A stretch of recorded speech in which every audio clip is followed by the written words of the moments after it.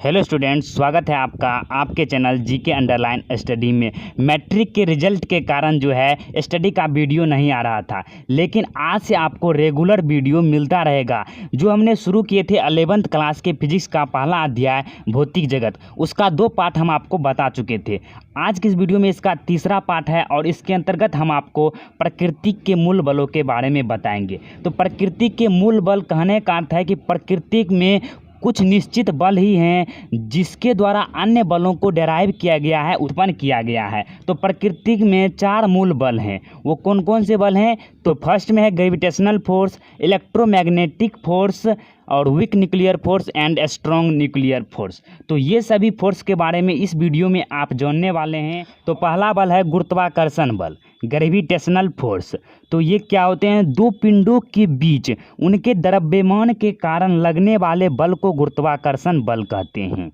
उदाहरण के लिए आप पृथ्वी के चारों ओर ग्रहों का गति ले सकते हैं, सूर्य के चारों ओर पृथ्वी और अन्य ग्रहों का गति ले सकते हैं। ये सभी गुरुत्वाकर्षण बल के कारण पृथ्वी जो है वह सूर्य का परिक्रमा करता है और चंद्रमा पृथ्वी का परिक्रमा करता है।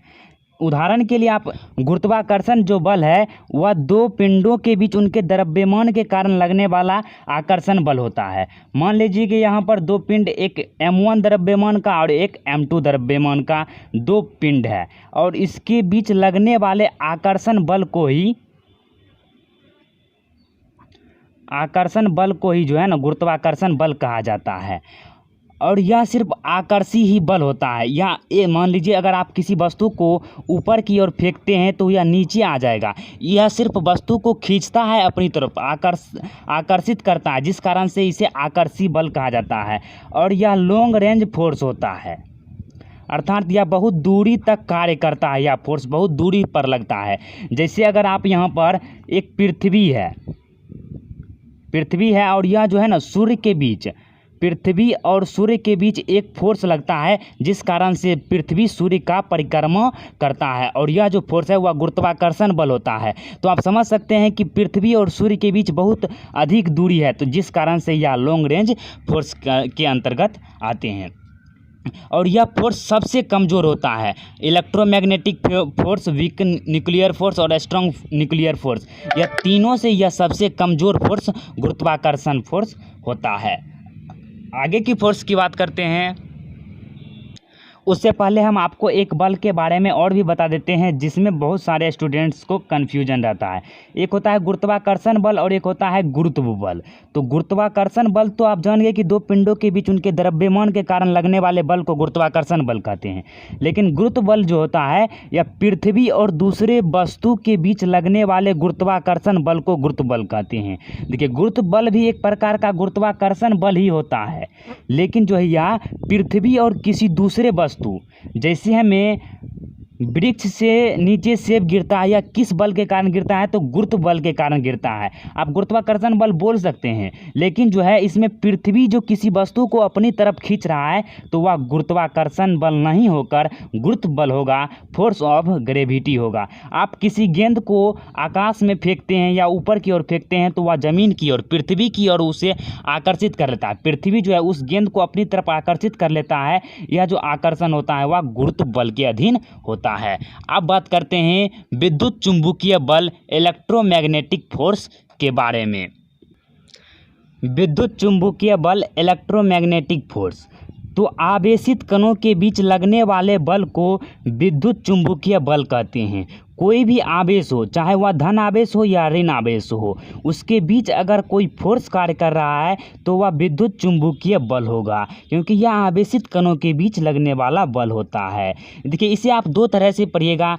12th में आपको विराम अवस्था में आवेश के लिए एक नियम दिया जाएगा, कूलॉम नियम, जिससे आप विद्युत चुंबकीय बल निकालिएगा, जिसमें जो फोर्स है वह होता है K × Q1 × Q2/r²।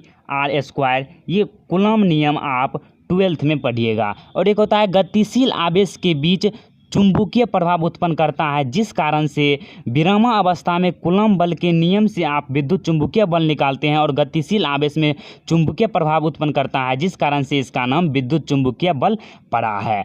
और यह फोर्स जो है सजातीय आवेश में जो है प्रतिकर्षण फोर्स लगता है। सजातीय आवेश कहने का अर्थ है प्लस प्लस के बीच प्रतिकर्षण फोर्स लगेगा या माइनस माइनस के बीच प्रतिकर्षण फोर्स लेगा। सजातीय का अर्थ होता है एक समान, प्लस प्लस दोनों एक समान है, यहाँ भी माइनस है यहाँ भी माइनस है, तो दोनों एक समान रहेगा तो उसके बीच हमेशा प्रतिकर्षण बल लगेगा। और होता है विजातीय आवेश, मतलब एक समान आवेश नहीं रहेगा, ये प्लस रहेगा ये माइनस रहेगा तो इसके बीच आकर्षण बल लगेगा, माइनस रहे या प्लस रहे तो इसके बीच भी आकर्षण बल ही लगेगा। और यह भी long distance long range force होता है, लंबी दूरी पर भी यह कार्य करता है और इसके लिए कोई माध्यम की आवश्यकता नहीं होती है। यहाँ पर बात आती है कि माध्यम क्या होता है।